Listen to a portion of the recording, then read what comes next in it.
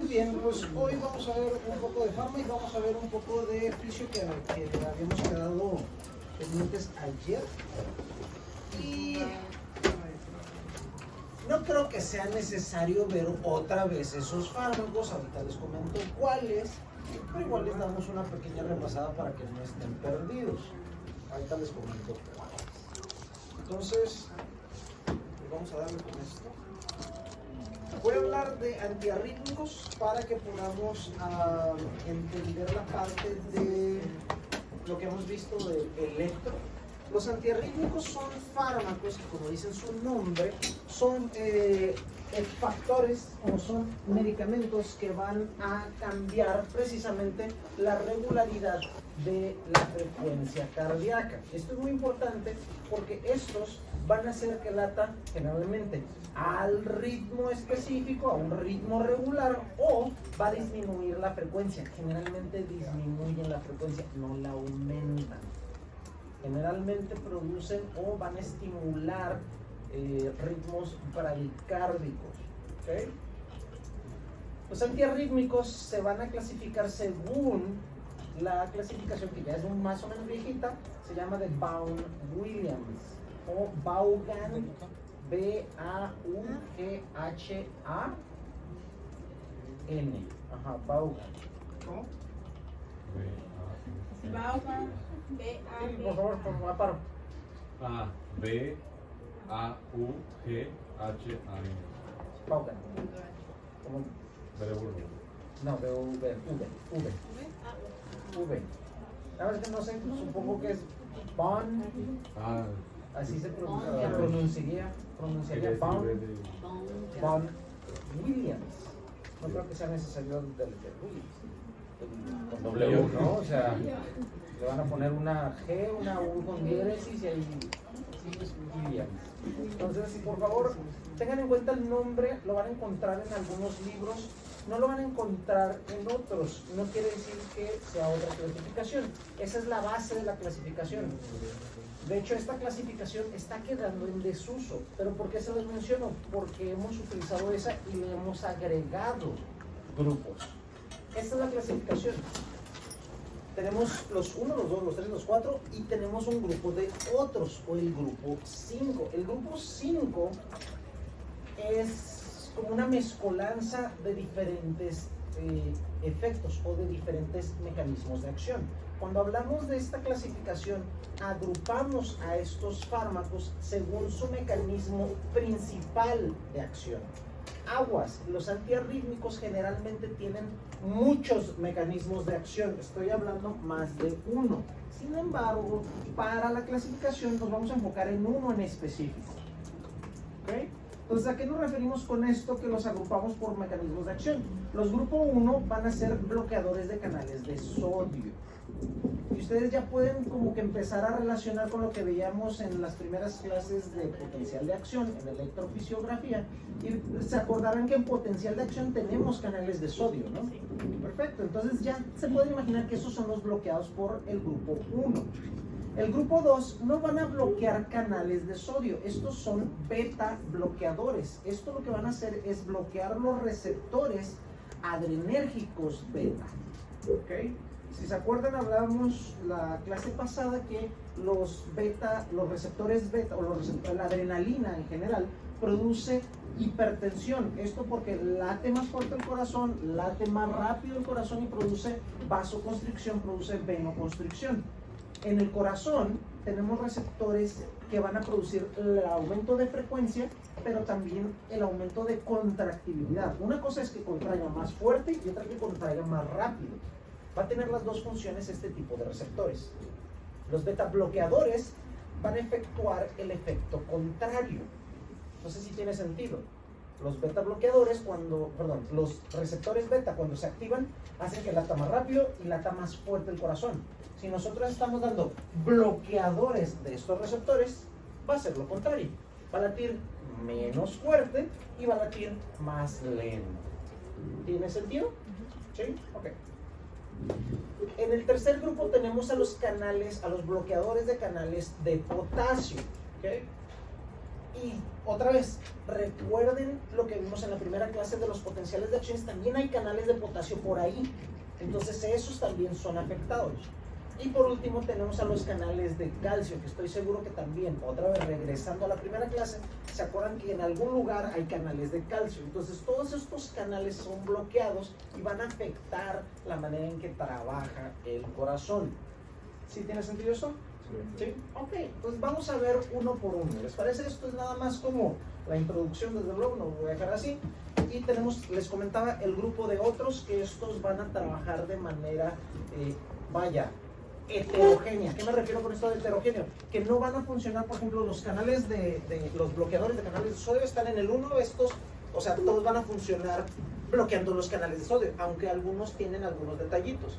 Todos los beta bloqueadores hacen lo mismo, todos los canales de potasio hacen lo mismo, todos los canales de calcio hacen lo mismo, pero estos tenemos de diferentes tipos. Dijeron, ¿dónde metemos estos otros fármacos? Chingue su madre, mételos en la guantera, nadie se va a dar cuenta. La guantera sería el grupo 5. ¿Sí tiene sentido? Por eso se llama nada más otros, así como que miscelánea. ¿Ok? Entonces, canales de calcio, perdón, canales de sodio. Bueno, antes de esto, generalmente les digo que hay muchas maneras de aprenderse esto. Yo les doy una mnemotecnia, generalmente algo sencillo y, o sea, muy estúpido para que ustedes se acuerden el estúpido que me dio fisión en tercer semestre. Entonces, esto yo les voy a dar generalmente na, b de caca. Na, b de caca. ¿Ok?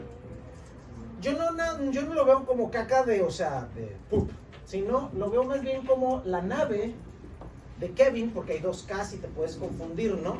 ¿Se acuerdan de Kevin de Up? Sí. ¿Sí? Porque, ¡ah! ¿Sí, más o menos? ¡Ka! Entonces, la nave de Kevin y él hace ¡ka!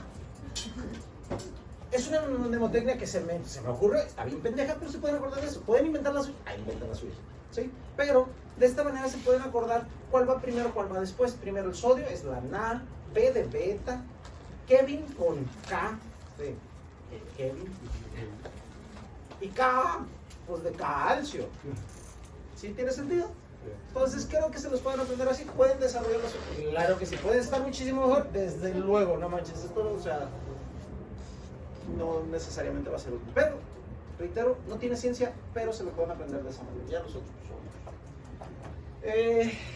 si nosotros vemos el potencial de acción, el potencial de acción de las mesetas, bueno, el que tiene mesetas, el que es de las fibras de Purkinje, si se acuerdan, en un inicio nosotros tenemos la despolarización. ¿Se acuerdan de eso, no?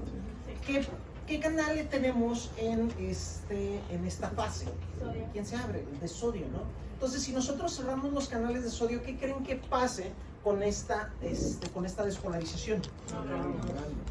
No va a ser tan fácil que se despolarice. Entonces esto, en vez de estar así vertical, como si fuera una subida así, o sea, una subida así bien empinada, se va a ir haciendo un poquito más horizontal, porque va a ser más difícil que entre el sodio, va a ser más difícil que se despolarice.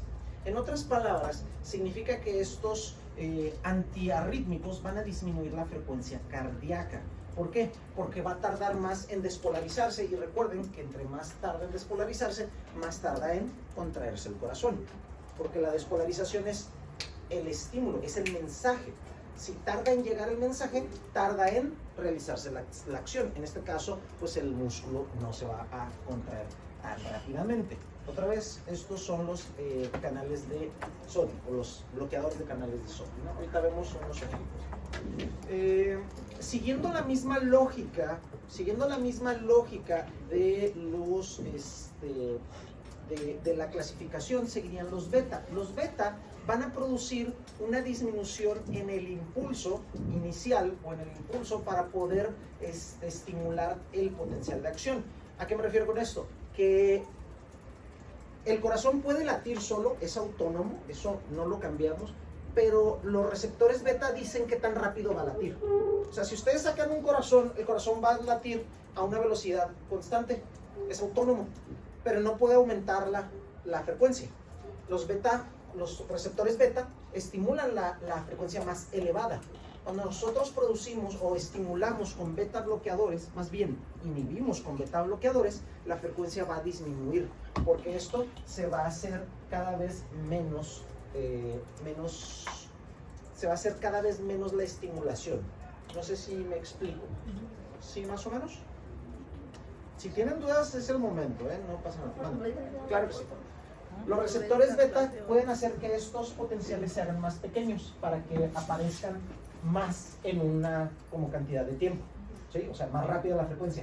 Pero si no tienes la estimulación de los beta, se va a hacer más largo y entonces vas a tener menos potenciales de acción.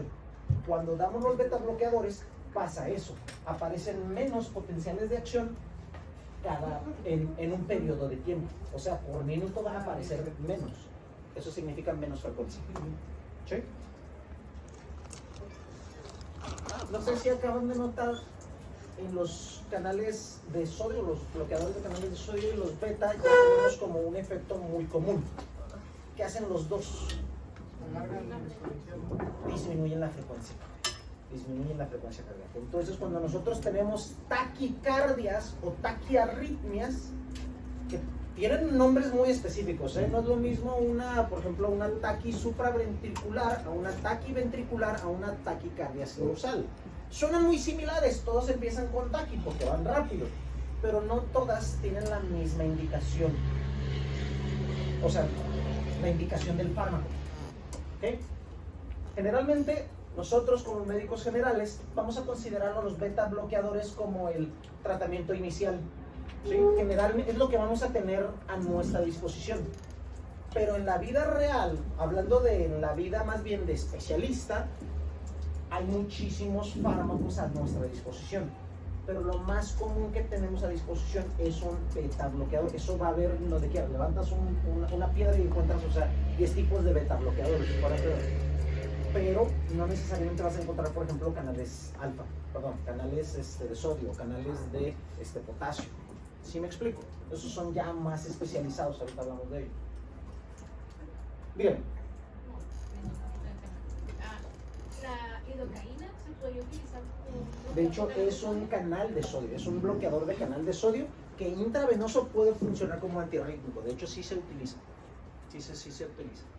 De hecho, de ahí también que cuando infiltran deben de tener mucho cuidado que no entre a un vasito porque puede producir bradicardia.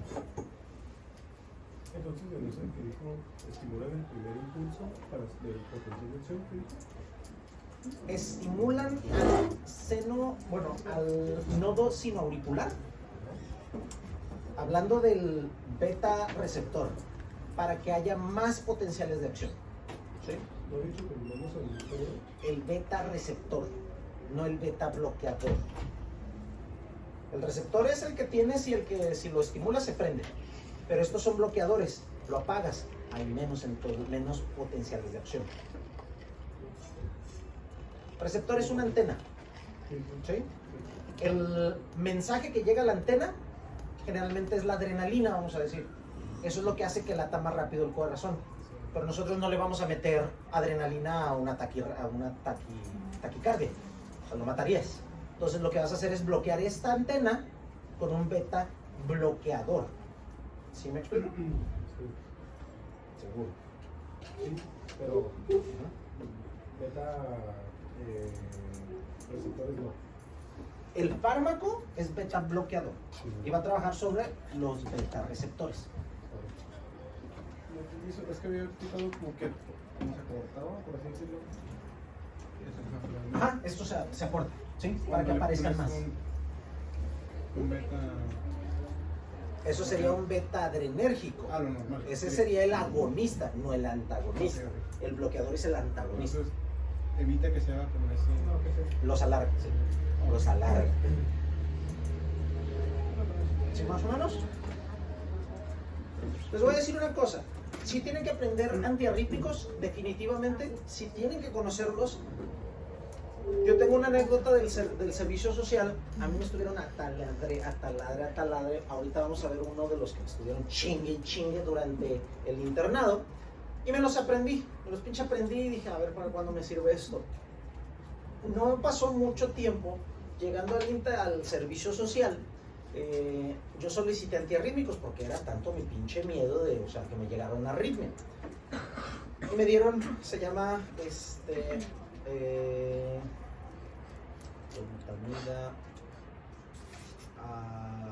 miodarona, la miodarona. Entonces la miodarona, hagan de cuenta que es una pinche, es como una bala para matar, o sea, elefantes, esa madre, es una pinche ampolleta gigante, es una ampolleta gigante.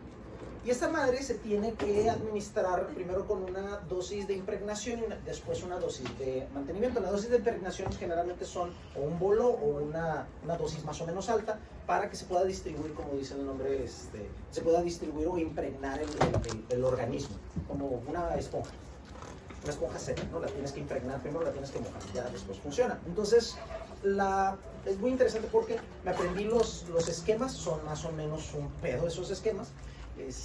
Y me llegó una paciente con una taquisupra. La paciente de como 50, 60 años, siento que se me va a salir el corazón, no puedo respirar, llego, le pongo un electro, que por pura suerte había un electro, le saqué el electro, era una supraventricular, le pusimos a miodarona. Y pues por suerte no se murió. Ahora, la suerte no recae en que nada más no se haya muerto ella, sino que la señora venía en una Homer H3 por allá del 2013, en medio de la nada, con un monigote gigante que, o sea, estaba nada más en la puerta así. Saquen sus conclusiones. Si se pinche hubiera muerto esa señora, muy seguramente yo no hubiera aparecido en unos días después. No les digo esto porque se tienen que aprender estos fármacos porque puede que se mueran, no, sino puede que les funcionen en algún momento cuando menos se imaginen.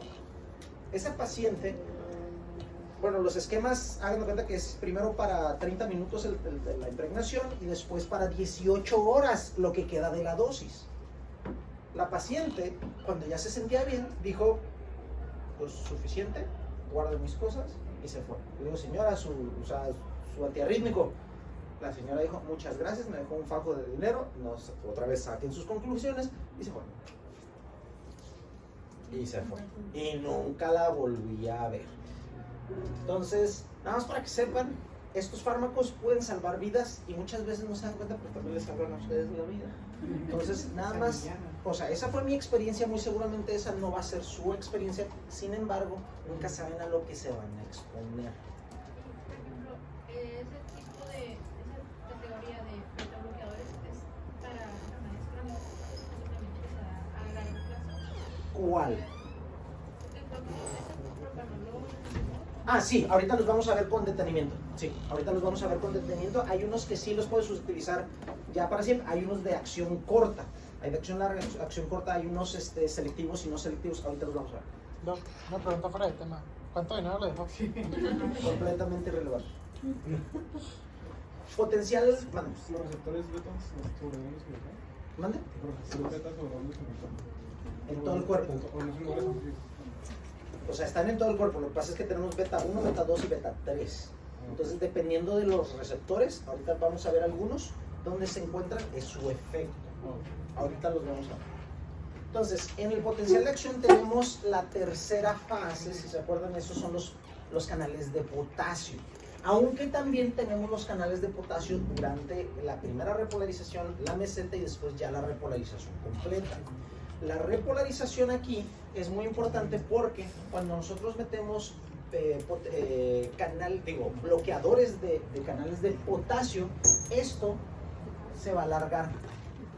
Hagan de cuenta que se pierde la meseta y se va haciendo la frecuencia, o más bien se va como aplanando, se va homologando, ¿cómo les podría decir? Se va una repolarización pero continua. ¿Sí? O sea, se hace así como si fuera una pirámide, simplemente una caída, pero es larga. ¿Okay? O sea, no se ve así y esto después, no, simplemente se ve así. ¿Sí me explico? Eso es el efecto sobre el electro. Y por último tenemos a los bloqueadores de calcio. Tengo que hacer un hincapié aquí en los canales de calcio. Los canales de calcio hay de dos tipos. Hay los canales que van a trabajar sobre vasos sanguíneos principalmente y hay unos que trabajan sobre el corazón principalmente. Nosotros ahorita vamos a ver como antiarrítmicos solamente los que se encuentran en el corazón, porque esos van a afectar la frecuencia del corazón. ¿Okay? Como una regla o una maña, es realmente una maña.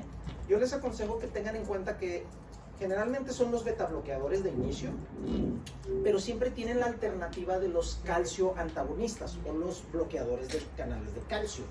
Esa es como una regla muy común. Si no te funcionan, si el paciente o tu paciente es intolerante o es alérgica a los fármacos betabloqueadores que tú tengas, o no le funcionan los betabloqueadores de inicio, ¿sabes qué? Vete sobre canales de calcio. ¿Sí? Esa es la alternativa. ¿Okay? Así como ya se sabe la alternativa de penicilinas, ¿sí? Superpatrólidos. Siempre piensen así. La alternativa de betabloqueadores son calcio antagonistas. ¿Sí queda claro eso? Sí, ok. Entonces, vale. Entonces, aquí nomás, la curva bien, se va inclinada, pero... ¿En potasio o en calcio? En calcio todavía no lo vemos. En calcio está bien interesante porque no funciona necesariamente aquí, en este potencial, sino funciona en el de los nodos, que es... Esperando 2 segunditos. A ver, déjenme ver, creo que sí lo tengo. Aquí. Funciona sobre estos potenciales. Porque si te acuerdas, estos potenciales se encuentran en los nodos, el nodo sinoauricular y en el AB. Y si se acuerdan, aquí nosotros en esta parte tenemos el canal de calcio siempre abierto. Y está entrando calcio, se despolariza, se repolariza. Y otra vez calcio, se le despolariza, se repolariza. Eso es lo que lo hace autónomo al corazón. Entonces lo que tú haces con los fármacos calcio antagonistas es que esto se va haciendo, fíjate, se horizontaliza. O sea, se hace así plana. Entonces tarda más en volverse a despolarizar. ¿Sí? Entonces eso es lo que hace con nuestra frecuencia. Otra vez, disminuye la frecuencia cardíaca el calcio antagonista, pero no porque trabaje sobre la meseta, sino porque trabaja aquí.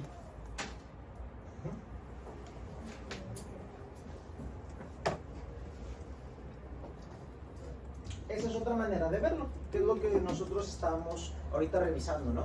Los clase 1, que son los de sodio, esos van a trabajar sobre la despolarización.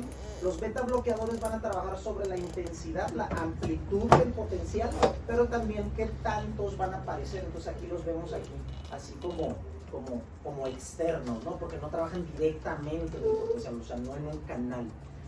Los grupo 2 van a trabajar sobre los canales de potasio y estos van a tener que ver con la repolarización, ¿sí? Se encuentra prácticamente en toda esta parte, a pesar de que también tenemos potenciales en la meseta, pues esto se va a afectar. Ahorita vemos cómo se va a ver un electro con cada uno de estos tipos. Y por último tenemos a los clase 4, que aquí menciona que están en la meseta, pero nosotros lo vamos a ver principalmente en la fase 4. En la fase 4, pero de los otros potenciales, no en este. Este potencial de acción, ¿dónde lo vemos? En este nodo no, aquí no, este no es del nodo. Las Fibras de Purkinje. Este se va a ver en las fibras de conducción. El otro, ahí sí, el otro sí es el de nodos. Ahí es donde trabaja principalmente, ¿no? Ok, entonces, habiendo comentado esto, ahora sí, vamos específicamente con cada grupo. No apunten absolutamente todo, criaturas del Señor, espérenme un tantito. Porque van a apuntar todo y no van a saber ni qué chingados están apuntando, son puras abreviaciones. ¿Ok? Entonces aguántenme, vayan conmigo para que entiendan qué chingados están grabando, qué están escribiendo. ¿Ok? Tomen otra cosa en cuenta. Esto está en línea, no tienen que apuntar ni nada, ni madres. ¿Ok? Entonces tranquilos, aguanten. Aguanten. Les explico qué hay en la diapositiva, aguanten. En la diapositiva ustedes pueden ver el grupo 1 y pueden notar que se subdivide en 1A, 1B y 1C. Hasta ahí creo que todo bien. Cada uno va a tener un efecto sobre el potencial de acción. Pero usted acaba de decir que, o sea, son del grupo 1 y afectan a la despolarización. Sí, pero cada uno les comentaba que se iba a clasificar según su principal mecanismo de acción. O sea que de todos modos estos güeyes trabajan casi como quieran. Entonces, en otras palabras, van a tener todavía más efectos. Entonces, sus efectos sí son específicos, sí son importantes. No me voy a meter en mucho detalle, ¿ok? Y de hecho lo podemos ver aquí. Si ustedes se fijan, los clase 1 enlentecen el potencial de acción, ¿sí? Igual que estos, que son los clase B, y estos son los clase C. Si se fijan, todos hacen prácticamente lo mismo con la primera fase, ¿cierto? ¿Todos bien? Sí. Ok. La diferencia va a recaer sobre el potencial refractario, ¿sí? El potencial refractario. Ahora, ¿qué significa este potencial refractario? Esos potenciales son importantes porque, de hecho, aquí lo podemos ver, este periodo refractario o el potencial refractario, hagan de cuenta que tenemos de dos tipos. Este es el momento en que necesitaban empezar a trabajar porque es lo más importante. Entonces, el periodo refractario va a referir a un periodo donde el corazón no puede generar otro potencial de acción. ¿Cómo? Otra vez. El periodo refractario es cuando el corazón no puede generar otro potencial de acción. ¿Ok? No puede. ¿Qué puedo decir que es el tiempo que dura el potencial de acción? Más o menos. Tiene que ver, pero no necesariamente. ¿Refractar qué? Refractario. Periodo refractario. Refractario no es como un topper, o sea, refractario también es como otro sinónimo, ¿no? Pero refractario refiere a que choca, a que evita, obstaculiza, ¿sí? Como la luz. Refracción de la luz es que rebota la luz. ¿Sí se acuerdan de esos como conceptos de física? Más o menos. Hagan de cuenta que a eso se refiere. Que si nosotros intentamos despolarizar al corazón, no vamos a poder hacerlo. No podemos. No podemos. Ni siquiera con los cables de pila de coche. Órale, pero no va a poder. ¿Ok? Entonces, eso es muy importante. Tenemos dos tipos de potencial, bueno, de periodo refractario. Tenemos el absoluto y tenemos el relativo. El absoluto es el que simplemente no se va a despolarizar por más que intentemos. Es el periodo absoluto. Lo dice el nombre, absoluto. No se puede. El relativo, sí podríamos, pero necesitamos un potencial muchísimo más grande que el que normalmente requiere el corazón cuando ya no está en periodo refractario. Y de hecho tiene que ver con lo que comentas tú. Generalmente lo vemos dentro de un potencial de acción. Vemos que se despolariza, se empieza a repolarizar y en un momento ya podemos despolarizarnos. Aquí podríamos despolarizarnos, pero entre más lejos estemos de nuestro normal, de nuestro punto inicial, es más difícil. No sé si me explico. O sea, que entre más cercano a repolarizarnos completamente, es más fácil despolarizarnos. Les doy un ejemplo. ¿Recuerdan que les decía de la pistolita esa como de 1700, 1800 que le ponías pólvora, luego balín, luego lo empaquetabas y ya después jalabas el gatillo, le ponías un poquito de pólvora acá y entonces ya podías jalar el gatillo? ¿Sí? Ok. Imagínense que ustedes están, no sé, está por alguna razón no sé, de safari y se les deja venir un pinche león, ¿ok? Y ustedes tienen esa pistolita con una sola pinche bala. Tienen más balas guardaditas, tienen más pólvora, pero o sea, nada más pueden disparar una y después todo lo que cargan, ¿sabes? Ok. Cuando ustedes disparan y están recargando, no pueden disparar otra vez.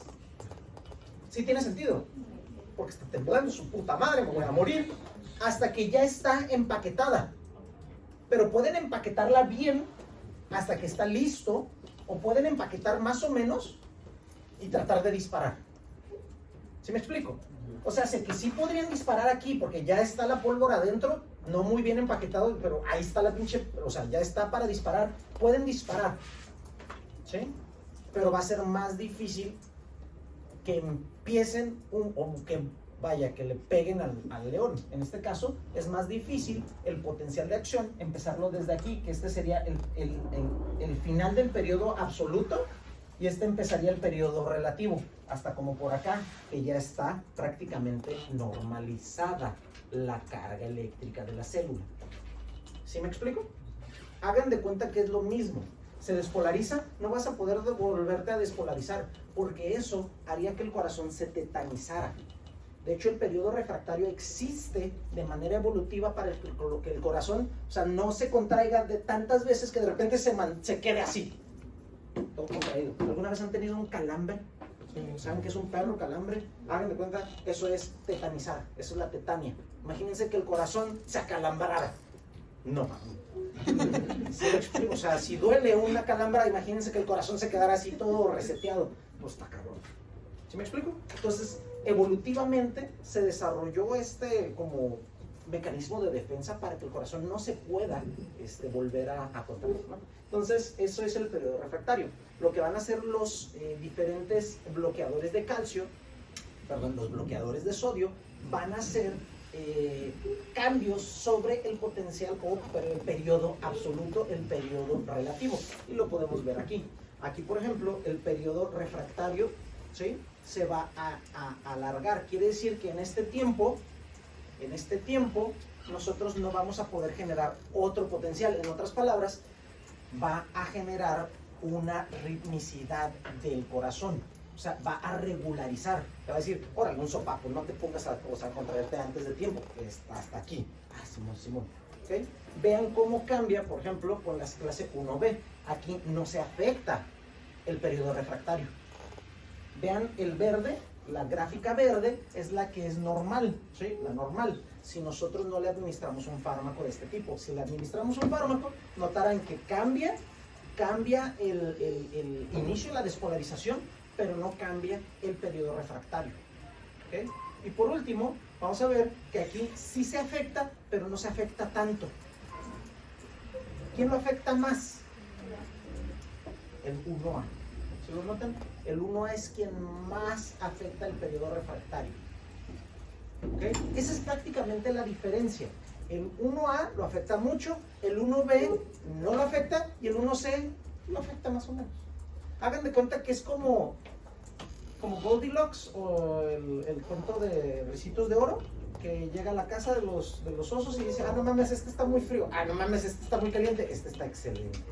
¿Sí? Entonces en la primera, en el 1A, se pasa de reata, o sea, el periodo refractario se afecta mucho. Ahora no se afecta. ¿Sí?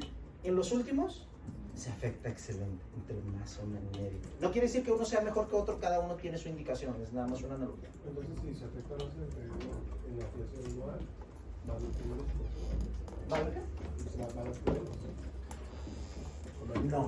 No necesariamente. Lo que va a hacer es regular, que sea más constante el ritmo, que sea regular el ritmo. O sea, ahí está juntando la Los dos, el periodo refractario en general. El periodo refractario, tanto absoluto como el relativo, se afectan. Los dos periodos se afectan. Entonces la 1A hace que se regularice para que haya más, bueno, más, el tiempo menos, sea más rápido, se convierte en el nuevo potencial. No, al contrario, le diría aguanta. ¿Quiere empezar? No, espérate. Entonces, de aquí a aquí no puedes hacer nada. Entonces, si se quiere empezar otro potencial, el corazón no va a poder. Se tiene que esperar todo este tiempo para volver a empezar. Enlentece un poco más el corazón, pero le da una pauta para que sea regular o constante. ¿Sí? Nada más les voy a mencionar en algunos casos cuáles son sus indicaciones y sus efectos adversos. Ustedes se pueden imaginar que todos estos, si cambian el ritmo, pueden cambiarlo de más. ¿Y qué podrían causar si cambian de más el ritmo? Una bradicardia. ¿Por qué? Bradicardia. Ok, ¿y qué son las bradicardias? Sí, Pues que la más lenta. otra arritmia. Ah, O sea que estos fármacos son antiarrítmicos, pero también son proarrítmicos. O sea, se dan para arritmias, pero como pueden cambiar el ritmo, pueden causar una arritmia también ellos. ¿Sí me explico? Entonces, eso es importante. Sí pueden causar una bradiarritmia generalmente una bradiarritmia, pero hay fármacos que producen arritmias malignas. Entonces, tengan cuidado con eso. En este caso, la mayoría van a producir bradiarritmias o bradicardias. ¿Okay? Entonces, para que lo tengan en cuenta. Las indicaciones, vale. Entonces, si el 1 lo afecta de más, pero como que lo resetea para que ya vuelva a su ritmo normal. Porque no se empieza con el C. Si lo afecta... Depende de la patología, empiezas con diferentes. No, el grupo, que digas 1A, no quiere decir que es el primero que se da. No, ese es nada más cómo se clasificó. Ah, ok. Hay guías específicas para decir, por ejemplo, fibrilación auricular. Fibrilación auricular, por ejemplo, vas a dar el del 1C. Pero, por ejemplo, si no funciona el 1C, te vas sobre el 1A. Fibrilación auricular, la primera indicación es el 1C, pero si no, entonces como segunda opción, ya tenemos el 1A. Entonces depende de la patología, ¿Sí, más o menos? No me voy a meter mucho detalle con las indicaciones, nada más les voy a decir las más, vamos a decir la primera elección para cada patología. No van a ver todas las patologías, están en tercer semestre, o sea, ahorita todavía no, pero sí tienen que tener una idea para más adelante decir, sí me acuerdo que tiene más o menos. El 1B es que no se apunté que el 1A es el que más pasaba, afectaba más. El 1A es el que más, el 1B no, y el 1C un poquito. O sea, el 1C está como en medio del 1A y el 1B. El 1B casi no afecta. El 1B no afecta. De hecho, aquí está como tal, ensancha el potencial de acción mucho, y de hecho también el QT y el periodo refractario. El 1B no lo altera, y el 1C sí lo altera, pero no, aquí no dice, pero no lo afecta como el 1A. ¿A eso se refiere? Entonces no tiene que decir que el 1A es mejor que el 1B. No, depende de la patología. Depende específicamente de la patología. Sí, ya sé. Pero, o sea, sistemas biológicos son muy complejos, ¿no? O sea, es muy complejos. Todavía no comentan ningún como efecto adverso. Da. Bueno, nomás la bradicardia, bradiarritmia, son proarrítmicos. Hay fármacos que son más arritmógenos que otros. ¿Vale? En el 1, todos los del 1. De hecho, el 1, el 2 y el 4 son bradiarrítmicos. El 3 tiene sus detalles. Ahorita hablamos de los detalles del 3. Ok. Reitero, no pueden tener absolutamente todo. No saben qué es una TB, no saben qué es una TSB, no saben qué es un WPW. O sea, no es necesario. No es necesario. Yo les digo que... Entonces, en la 1A tenemos a la propafenona, perdón, a la procainamida, siempre los confundo. La procainamida.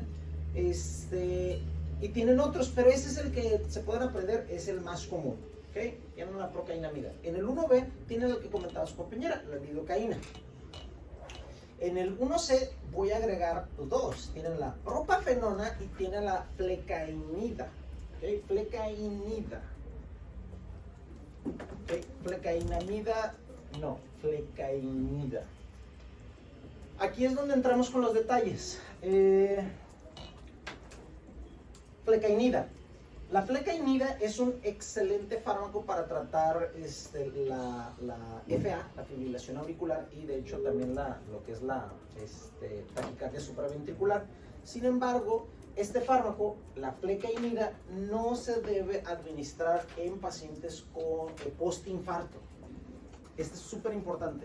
Este es como oddly specific. ¿Okay? No deben de administrarla a la flecainida a pacientes postinfarto. ¿Por qué? Porque curiosamente puede estimular isquemia. ¿Ok? Entonces les va a llevar todavía a otro riesgo muy grande de muerte súbita. Postinfarto. O sea, se acaba de infartar el paciente, flecainida no. No. ¿Vale?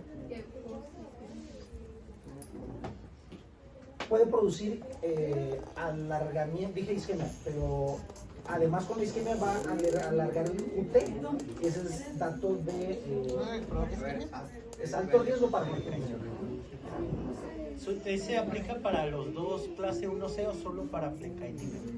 No, nada más flecainida, ese postinfarto no. ¿Ok? No.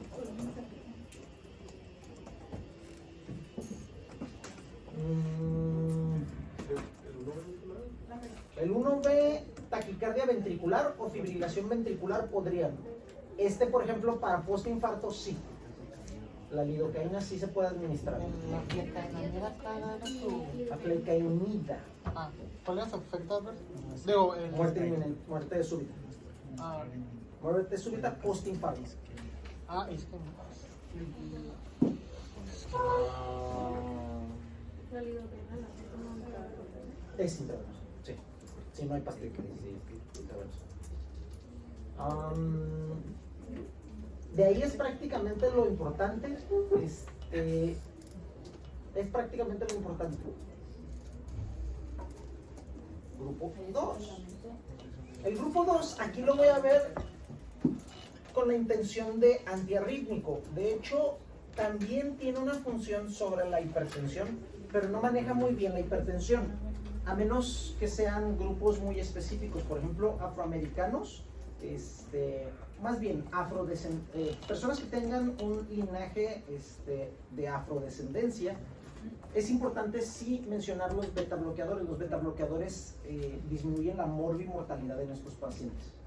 ¿Okay? Entonces sí hay ciertos grupos que les funcionan más un tipo de fármacos que a otros, y esto es algo, ya genético, ¿sí?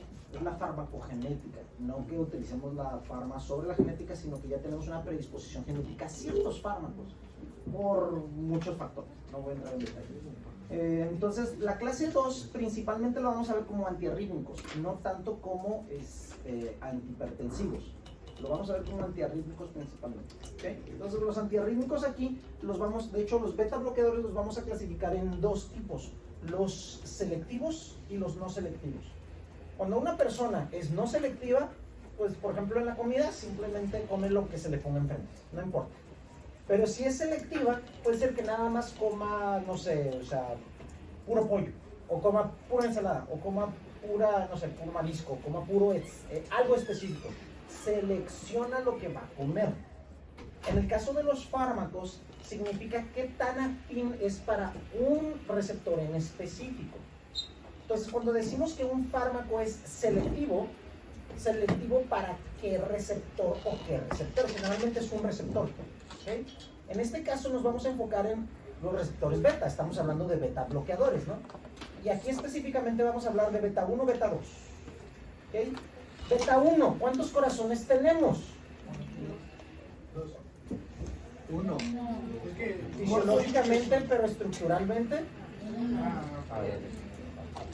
Entonces, un corazón, ¿ok? Un corazón. Beta 1, un corazón. Así se lo pueden acordar. Los beta 1 están en corazón. ¿Están en otras partes? Sí. Pero con esto, acuérdense dónde están los beta 1, en corazón. Beta 2, ¿cuántos bronquios tienen? 2. Bien. Entonces, beta 2 se van a encontrar en vías aéreas. En otras partes también, pero específicamente aquí vamos a acordarnos de vías aéreas. ¿Sí queda claro? Ok. ¿Por qué les digo esto?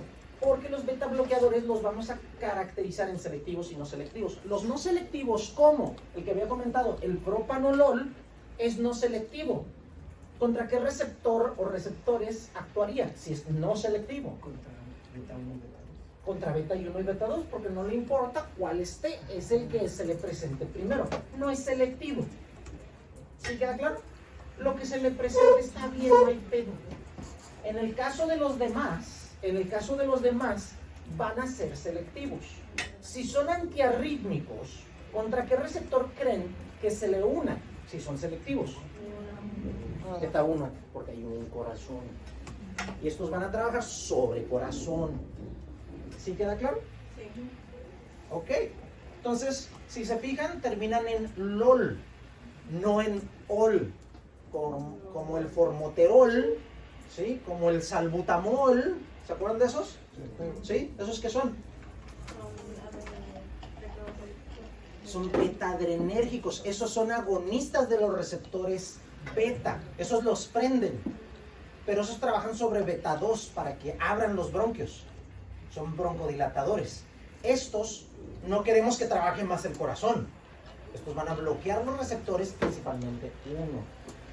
¿Sí queda claro? Madre. Todos, excepto el esmolol, son violadores. No. Todos menos propanolol. Son selectivos. No. Ah. Me refiero a la vía de administración. Ah, tenemos, de hecho, aquí no está el labetalol, todos son orales, sí. El esmolol sería inyectable, sí. De hecho, qué bueno que lo menciona, el esmolol es un beta bloqueador de acción rápida y este es el que utilizamos generalmente en urgencias, porque trabaja y ese es el que, ajá. No, es no. Ah. Es no selectivo, ¿no? Así es el único no selectivo. Así es. ¿Sí, más o menos? Ok. Estos estoy seguro que ya lo vieron con el doctor Millán. Tienen que ver con proteínas G. Todos estos tienen que ver con proteínas G. Los betas, los receptores betas van a ser receptores proteína G, bueno, a sus receptores transmembrana de dominios asociados a proteína G. Y se van a asociar a proteína GS. ¿Qué hace la proteína GS? Ustedes pueden. ¿Puedo repetir la pregunta? ¿Qué hace la proteína GS? ¿Estimula qué?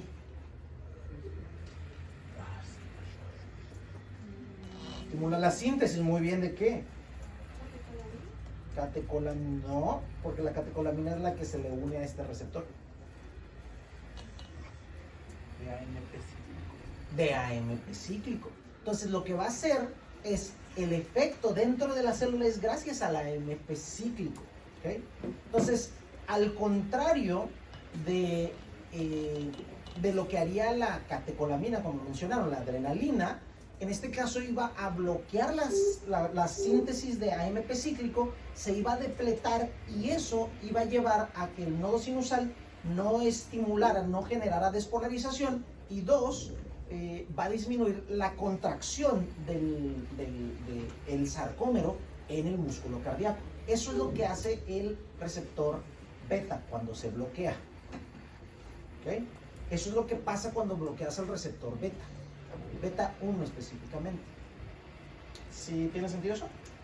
Dijo que si se bloquea la síntesis de AMP, el nodo sinusal no hace despolarización y así no se controla. No se despolariza tanto, así es.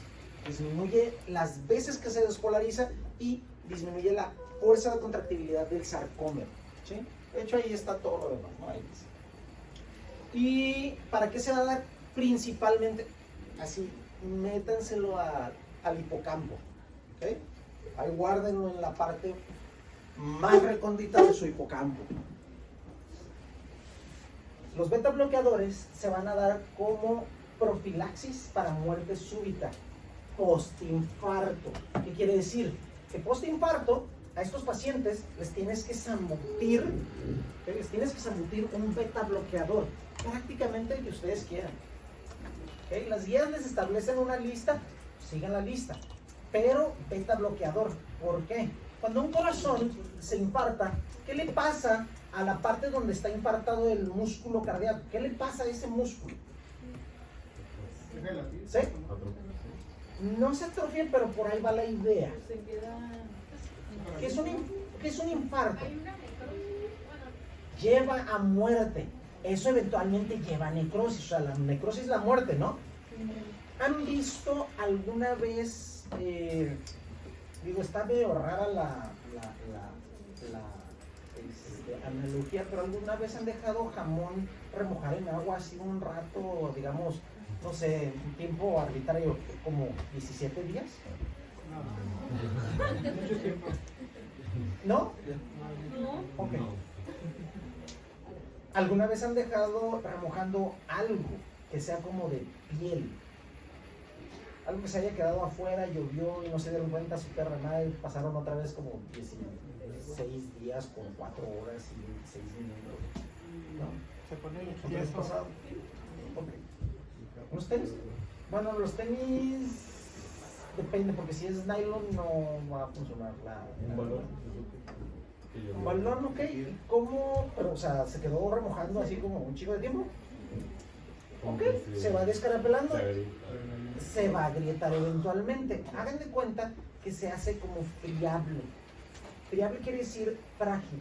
Hagan de cuenta que el músculo cardíaco queda tan friable que sería como si ustedes metieran el dedo en una gelatina. No les va a generar mucha resistencia. El músculo generalmente, o sea, si ustedes agarran un pedazo de carne crudo y tratan de pasar el dedo por en medio, pues va a haber mucha resistencia, ¿no? Por las fibras que están entrelazadas. Pero un tejido necrótico, no. Un tejido necrótico se vuelve blandito, como, no como gel precisamente, pero sí se vuelve muy, o sea, muy frágil. ¿A qué voy con esto? Cuando el corazón se infarta, el músculo ya no es la misma fuerza que tiene. Entonces, si nosotros dejamos que siga latiendo el corazón con dolor, por la adrenalina va a latir más fuerte y va a latir más rápido.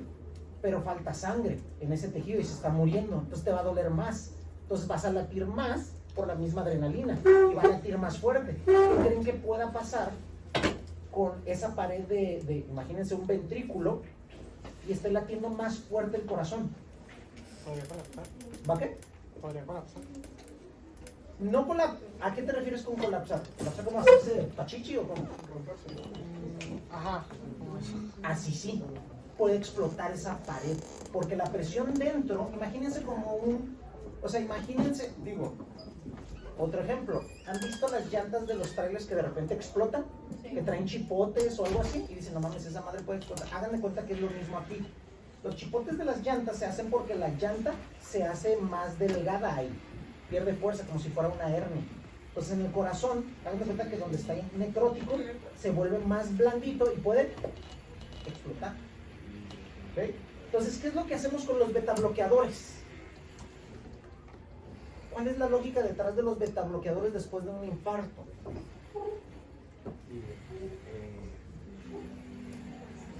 Creo que al disminuir como la fuerza o la contracción. Ok, la fuerza de contracción. Que sean en menor cantidad. Ok, menos fuerza y menos frecuente, ¿ok? Entonces, sí, es como una forma de evitar que se siga lacerando esa parte. O sea, que la misma presión dentro del corazón no es tanta para que explote, ¿no? Eso suena muy importante. Y las células, imagínense que están en el gimnasio y los ponen a hacer, o sea, squats o burpees, ¿sí? O sea, así explosivo. ¿Tienen que descansar o le siguen hasta que reviente el músculo? ¿Sí? ¿Descansan un ratito? No, hasta que se mueran. Muy bien. Excelente. Completamente no insana esa madre. Muy bien. 10 de 10 por ustedes. El corazón es como el músculo. Requiere energía y requiere oxígeno.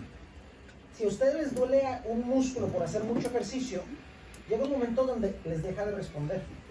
¿Y qué pasa cuando les deja de responder? ¿Deja de doler? Neta, cuando ustedes corren así bien cabrón y dejan de correr, ¿no se sienten mejor? No, bueno, Sí. sí. Ah, sí. ¿Mande? Eventualmente dejas de sentir, ¿no? O sea, como que se aliviana. Con el beta bloqueador, nosotros estamos haciendo que la fibra muscular trabaje menos. Así demanda menos oxígeno y así duele menos. Y no nada más eso.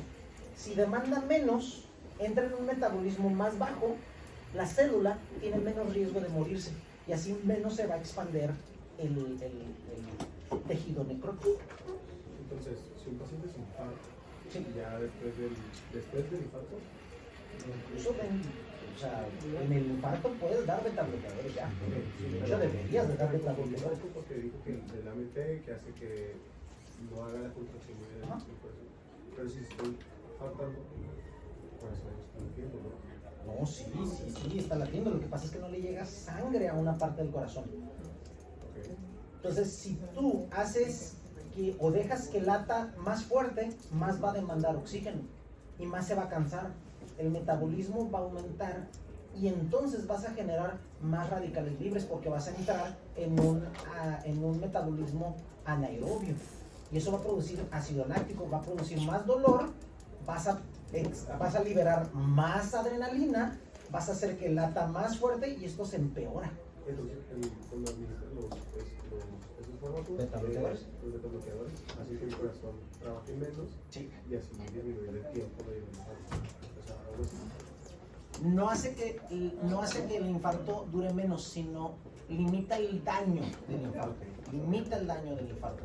Porque estos no son tratamiento curativo. O sea, le das un betabloqueador, no lo va a curar del infarto. ¿Sí tiene sentido? Cuando dice que te manda menos oxígeno, ¿se está refiriendo a la célula solamente del corazón o estamos hablando de todo el cuerpo? El corazón. Y entonces, ¿qué pasa con las demás células? ¿No entraría en hipoxia el paciente?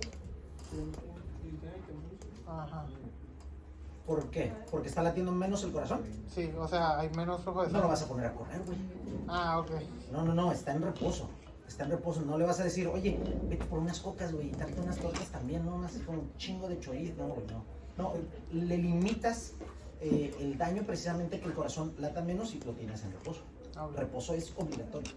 Sí. En este caso podría, pero no a tal grado. No a tal grado. O sea, no le vas a producir una bradicardia. Si tenías una taquicardia de 150 porque está desesperado, traía adrenalina, se la bajas a 90. O sea, no te vas a 40 latidos por minuto. Ahí sí se le ve, ¿no? Ok. De hecho, nada más, ¿quién de aquí tiene ansiedad diagnosticada? Sí, ok. ¿Quién tiene ansiedad social o ansiedad o pánico escénico? Perfecto. Cuando están enfrente, obviamente no les voy a preguntar directamente, porque sería generar pánico, pero cuando ustedes se suben a un escenario, a lo que sea, a presentar, no sé, si tocan algún instrumento de un recital, o si, por ejemplo, van a declamar, pues declamación, yo no sé por qué chingados harían declamación si les da pánico escénico, digo, probablemente sería como un tratamiento como ¿cómo les llaman? De gestalt o una madre de esas, o simplemente al team, ¿no? Como sienten el corazón. Como que se te pinche sale, ¿no? Como que lo quieres vomitar. Esa taquicardia también la pueden tratar con betabloqueadores. El pánico escénico se puede tratar con betabloqueadores. Obviamente, una dosis baja. Por ejemplo, si les dan pánico los exámenes, por ejemplo, de unidad, departamentales, de modulares, parciales, etcétera, y les da taquicardia, pueden, después de una revisión exhaustiva, si no vayan a decir, ay, sí, a huevo dijo por... No, sí, porque de repente van a estar, ahora sí, pinche no llega sangre a la mema, y ahí sí va a causar, o sea, ahí sí causa hipoxia. Pero pueden utilizar dosis bajas de betabloqueadores para precisamente aumentar su desempeño. No si no tienen esa taquicardia. Si no tienen esa taquicardia, les va a causar una hipotensión y se van a desmayar. No la hagan. ¿Sí queda claro? O sea, vayan a consulta médica. Esto no es una consulta médica. Siento hasta medio tonto de dar este disclaimer, pero esto no es una consulta médica. Chiques, por favor. Sí, no. Ve con un doctor primero. Sí, no mames, antes de cualquier mensaje que vayan a hacer. Clase 3. La clase 3 es un grupo de fármacos que ustedes prácticamente no van a usar. Puede causar una taquicardia, muy curiosamente, una taquicardia de rebote. Curiosamente también, si tú retiras este fármaco, pudiera causar algo que pareciera un síndrome de abstinencia, como una malilla. Pero esto es porque, como tienes bloqueados los receptores de catecolaminas y retiras el fármaco, las catecolaminas que andan circulando van a tener un mayor efecto. Esto es transitorio, pero se recomienda que vayas retirando este fármaco de manera gradual. Clase 3. Estos fármacos prácticamente no los van a tocar. Yo lo toqué porque yo estuve chingue en el servicio social que me dieran la miodarona. Es el que les estaba comentando que salvó a esta paciente. Pero si yo hubiera tenido un poquito más de sensatez, hubiera utilizado un beta bloqueador. hubiera utilizado un beta bloqueador, hubiera tenido un efecto muy similar y pues no lo hubiera expuesto ni expuesto a la paciente a efectos más o menos interesantes. Entonces, la amiodarona existe de manera inyectable, generalmente es como la vamos a tener, pero también existe en vía oral. Y de ahí salen algunos de sus efectos. De hecho, muy curiosamente, este grupo 3, su principal efecto es bloquear canales de potasio. Sin embargo, también tienen un efecto de bloqueador bloqueador de canales de sodio y bloqueador de canales, incluso, no de canales, perdón, de receptores beta. Y de hecho, ahí es en donde encuentran a este fármaco. ¿A qué suena sotalol? A beta bloqueador, ¿no? De hecho, es un beta bloqueador, pero tiene más efecto sobre canales de potasio, entonces está en este grupo. Tenemos a sotalol, tenemos a la dofetilida, tenemos a la ibutilida, que son las formas más seguras de la amiodarona. ¿Ok? Entonces, ¿la amiodarona todavía existe? Sí. Sin embargo, ya no deberíamos de tenerla tan a la mano.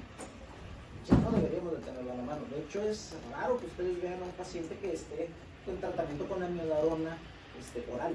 De hecho, les comento, la amiodarona no se debería de dar oralmente porque a la larga puede causar o un hiper o un hipotiroidismo. De hecho, la amiodarona tiene una cantidad interesante de yodo. Entonces, inicialmente puede causarles un hipotiroidismo, pero eventualmente se puede desarrollar un hipertiroidismo. Entonces, depende del paciente que tengan, en donde lo cachen, ahora sí que en la evolución de los efectos de ese fármaco, pueden tener un hiper o un hipotiroidismo. ¿Okay? Entonces, para que tengan en cuenta eso. No vamos a hablar sobre sus utilidades, solamente la amiodarona sí, generalmente se utiliza para arritmias malignas y esto generalmente no lo usamos nosotros, se utiliza en algo que es la unidad intensiva o la unidad de cuidados intensivos, pero de arritmias. Entonces esto en realidad no lo vamos a tocar, creo que aquí en Tijuana hay un arritmólogo nada más, o sea, para arritmólogo se necesita estudiar medicina, se necesita estudiar medicina interna, luego cardio, y luego tienen que hacer un fellow leyendo puros electros, güey. Imagínate, o sea, ¿cuánta competencia tendrías? Right? Entonces eso es lo perrón de esto, que entre más estudien, menos cabrones y cabrones de esos hay, pues te pueden enviar a ti gente. Tal vez no el general, pero sí los especialistas. Entonces, tenganlo en cuenta, de aquí no se trata el juego de quién es mejor por tener papeles, sino quién hace mejor su chamba en comparación con otros. O sea, pueden ser el mejor general o la mejor general, con eso tienen, pero tienen que, pelearse con muchos generales. Ahora, si son especialistas, tienen que pelearse con menos gente, pero son un chingo de especialistas. Ahora, si hacen una alta especialidad, o lo que antes se le llamaba subespecialidad, van a tener menos gente contra quien competir, pero siguen siendo muchos. ¿Sí me explico? Entonces, ya depende qué es lo que hagan, pues, que también puede ir. En la amiodarona se causa hipo o hipertiroidismo. Sí, y ese es el importante. arritmias malignas. No, es para arritmias malignas. Es para. Y el sotalol, que es un beta. El sotalol lo vamos a poner aquí. A pesar de que sea técnicamente un beta bloqueador, trabaja como un potasio antagonista. No bloquea canales. Yes. No. Principalmente, pero si te fijas, hace prácticamente todos, hasta los canales de calcio puede bloquear. ¿Okay? Principalmente de potasio.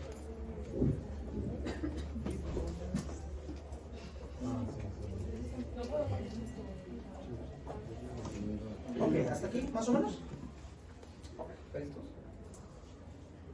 Y esto era lo que les comentaba, se va a ver cómo el periodo refractario se alarga muchísimo más que en el grupo 1, porque lo que les comentaba, hace esto. sea, la fase de repolarización se alarga, o sea, se va a tardar más en repolarizarse porque los canales de potasio están cerrados. Entonces no permite la salida de potasio y esto alarga el potencial de el periodo refractario. Importante, de todos los antiarrítmicos, este va a ser el que más alargue el periodo refractario.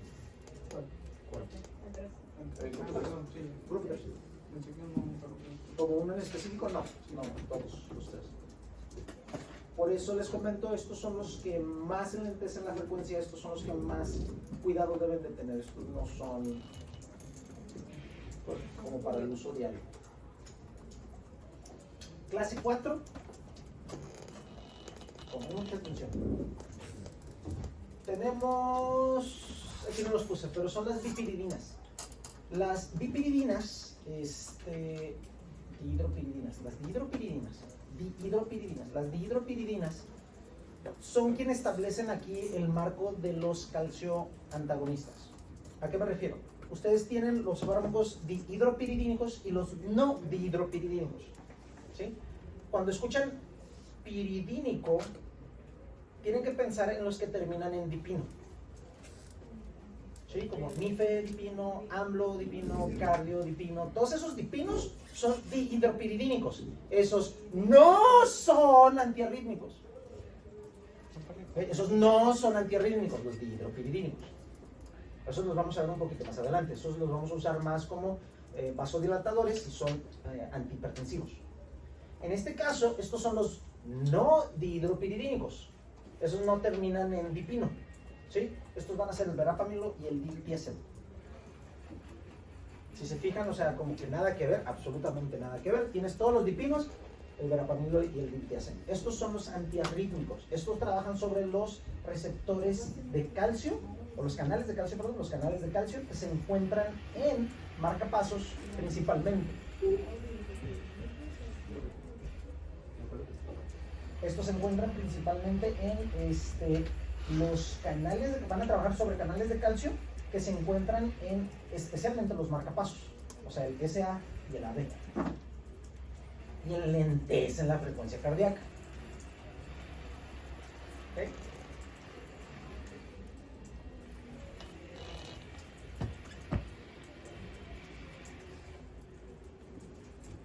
Efectos adversos son muy pocos, curiosamente. Pueden producir, cuando empiezan a tomarlos, una ligera taquicardia. No es cierto, no, perdón, estoy pensando en los videos. Estos pudieran causar bradicardia. Son fármacos muy nobles, son muy nobles los calcioantagonistas. Por eso los utilizamos en muchas patologías. Tienen pocos efectos adversos. Hablando de los característicos, ¿no? Todo fármaco, toda sustancia que se metan por vía oral, generalmente les puede causar dolor de cabeza, náusea, vómito, dolor abdominal. Esos son los de siempre, esos son cualquier cosa. Es más, pueden irse a comer un kentucky y eso les puede causar lo que coman. ¿Sí me explico?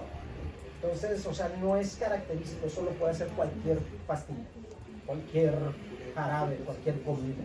Entonces, no los menciono, pero todos lo pueden hacer. Y en clase 5 vamos a hablar muy rápidamente de 1, 2, 3, 4, 5.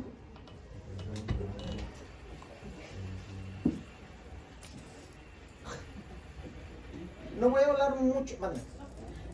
Ya no. Así como, sí, o sea, como nada más preguntar, la dioxina es la que se utiliza tan rápido, ¿verdad? Que hay medicamentos que se administran para arritmias, pero es durante No, esa es adenosina. De hecho, ese sientes que te mueres de repente muy frío, es la adenosina. Está bien perrona, se lo pusieron a mi jefa y no me lo interpreten, está perra por la forma en que funciona. Pero cuando se la pusieron a mi jefa, yo sentía que me pinche moría. Y tú ves al güey que se la está poniendo, que es un güey que sabe, otra vez, un arritmólogo. Se la estaban poniendo y eso causa asistolia. Causa sistolia por 2-3 segundos. Pero, o sea, causa sistolia. y haz de cuenta que lo van poniendo y dice, ay, siento frío. Sí, va a sentir frío en todo el cuerpo y de repente siente como que se muere. Yo vi a mi jefe y dije, no, qué pinche burlarán, pero cuando ven a su jefa, o sea, que se medio va, yo vi a mi jefe es como, todo se un pinche murió y no está curado. Pero cuando vean a alguien morirse, si no es su familiar, les va a poder, está bien culera esa madre. Lo van a ver, lo van a vivir, no se los deseo, pero lo van a vivir, se metieron en esta madre. Pero vi a mi jefa cómo se ponía así, que su puta madre, su puta madre. Obviamente el cabello está como viendo nada más el monitor, así con... O sea, alguien más está como sobre las paletas, así como que... Sí, güey, está bien cardíaco. I'm not intended. Pero sí, es la adenosina. Esa es la que te administran y te volteas. Porque hay una, tiene una maniobra que te voltea, o sea que estás así y te hacen así con los pies arriba. Ese no sé cuál es, fíjate. No sé si sea la adenosina. Ese sí no sé, porque es una maniobra de Valsalva. Ajá. Ese es para bajar la frecuencia cardíaca así de maderazo.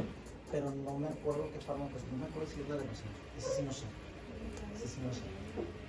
Sí, hay cosas que ven, o sea, en urgencias que dicen, ¿y esto qué es? Parece como un ritual satánico, pero no, sí, es algo, o sea, científicamente, sí, como evidenciado.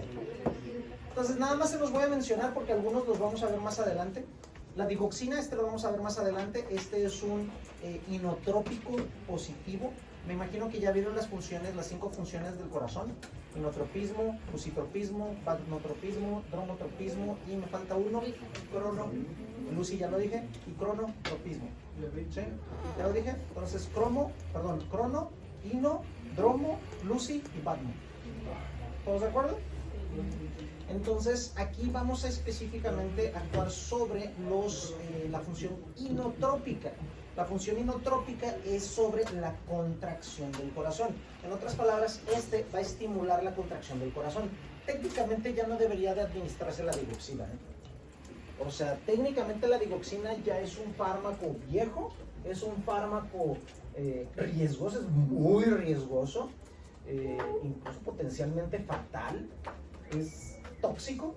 Tenemos en cualquier libro de electro que ustedes levanten, vean el índice y dice un solo capítulo, o sea, toxicidad por digoxina o digitales.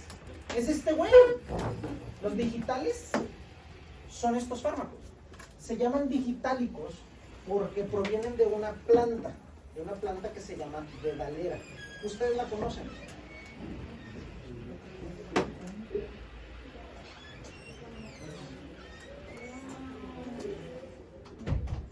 Esta plantita es tan pinche venenosa. Estas campanitas que estoy seguro que ustedes vieron en Alicia en el País de las Maravillas, la del 1960 y no sé qué de Disney, en las que las plantitas están como tocando así con todo el pinche rey. Pues hagan de cuenta que son estas, se llaman digitalis, purpúrea, albea, hay muchos nombres, ¿no? Dependiendo del color. Estos se van a dar cuenta que los animales no se acercan a comer.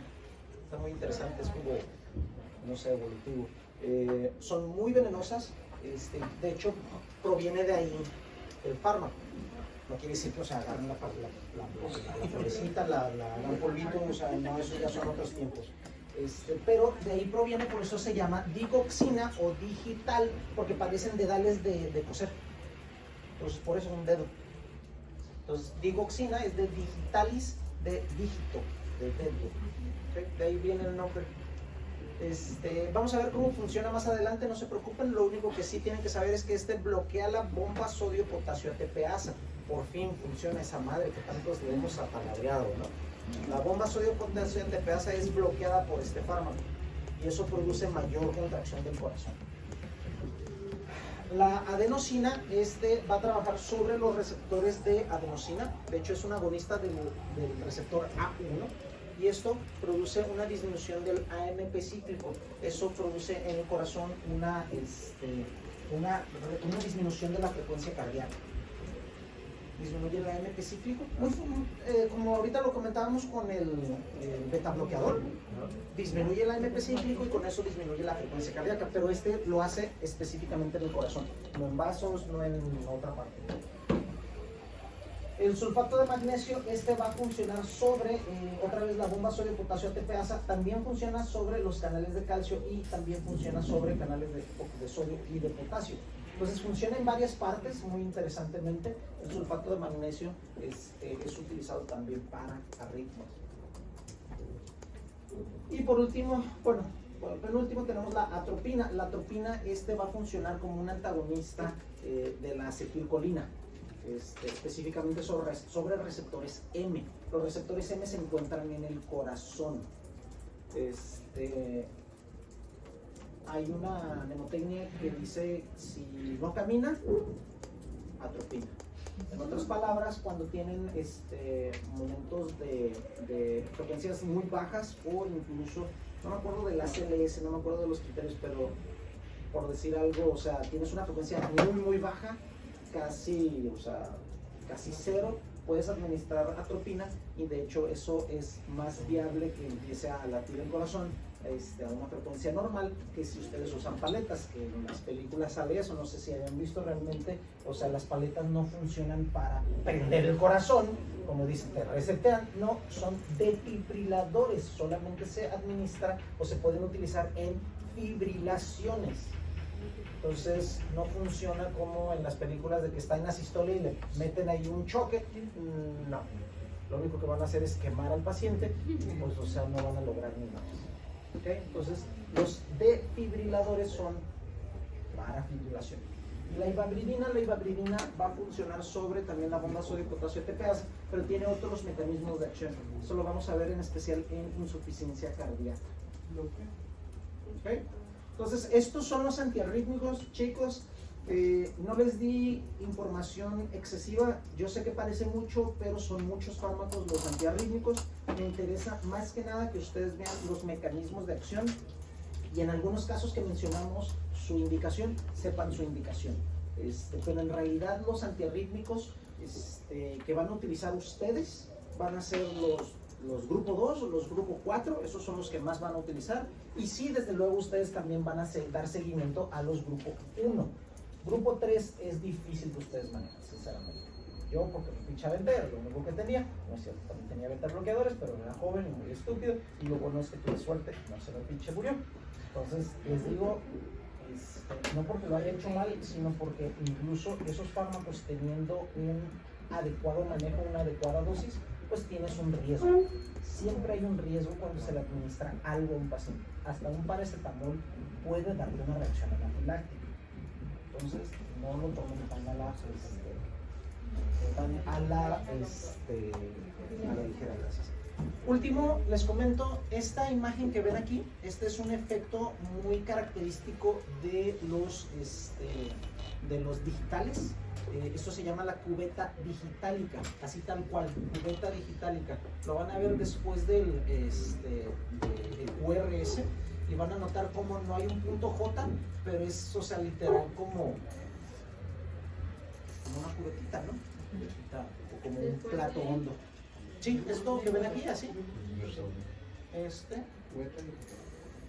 Sí, después del QRS, notarán que aquí no tienen un punto J, no hay un punto J, simplemente como que es una resbaladita, ¿no? Como una rampita. Y esto es después de la administración de un de adenosina. Van a notar, y de repente, o sea, ya administraron el fármaco, asistolia, y como que se resetea el corazón, empieza una frecuencia, o sea, normal. Neta, o sea, cada vez que administras eso no es un volado, pero puede ser ese paciente que no regresa de la asistolia. ¿Pero el efecto adverso o es su efecto? ¿Vale? Es su efecto, no, ese es su efecto. El efecto adverso sería que no regresara a la frecuencia cardíaca. No, ese sería el efecto adverso. No, lo normal es que tengas un momento de asistolia. Lead, reseteas el corazón. Si quieres. Este es adenosina. Yo sé que estoy muy atrasado en tecnología. ¿Sabían que hay uno de estos que, o sea, le aprietas y aparece el cursor y, o sea, lo puedes seguir el cursor? No. Güey, no mames, o sea, lo acabo de ver en mis clases del doctorado. igual, o sea, es un apuntador y toda la chingada, pero en vez de que salga el láser, o sea, puedes hacer que el mouse se mueva. Como Lo mueves y puedes, o sea, seleccionar y como si fuera el mouse, pero, o sea, nada más apuntando, es como pinche magia, es como... O sea,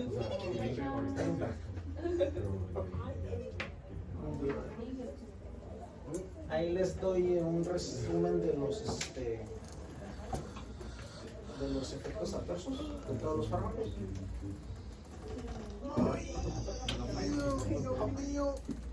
Antes de que se me vayan, necesito regresar.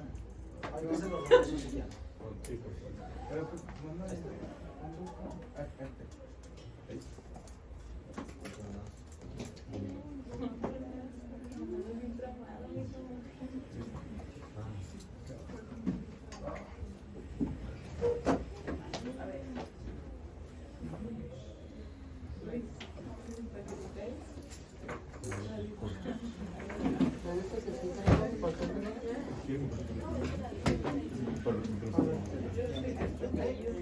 Solo por nosotros.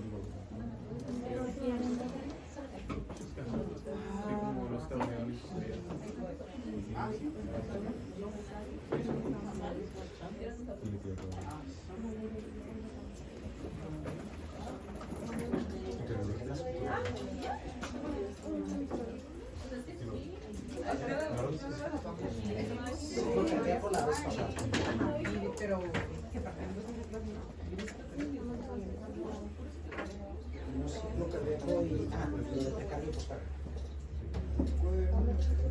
preguntas, sean sinceros. ¿Cuántas personas leyeron de la curva de Starling? Sean completamente sinceros, no me voy a enojar. Nada. Ok, una persona, no importa. Si lo leyeron, no hay pedo, pero lo leyeron. Una persona lo leyó, dos personas lo leyeron, dos personas. Así una como ojeadita, con eso tengo. Okay, tres. Mire la línea. Viste la página. Viste las líneas, pero más o menos, o sea, Lo busqué. Porque yo lo estaba viendo y yo volteé a ver con ella y dije, ah, Simón, tenemos tarea. Bueno, tres, ok.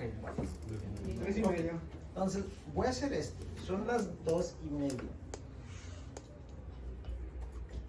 Necesito que lo lean para la siguiente clase. No lo voy a agregar en el examen. Es la última vez que se los voy a regalar.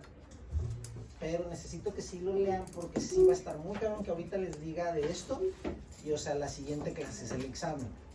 Entonces, léanlo. Paro. Léanlo. Obviamente, la siguiente clase que es el examen, pues realmente cortamos ahí.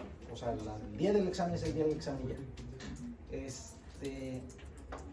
Y vamos a partir de aquí. El lunes es el examen. Les había dicho que si querían cambiar la fecha del examen podemos, pero va a llegar el examen hasta donde lleguemos. Entonces, ¿qué quiere decir? Que si el próximo lunes tenemos clase, Lunes. o sea, terminó el examen, o sea, terminó todo el tema y hasta donde terminemos llega el examen.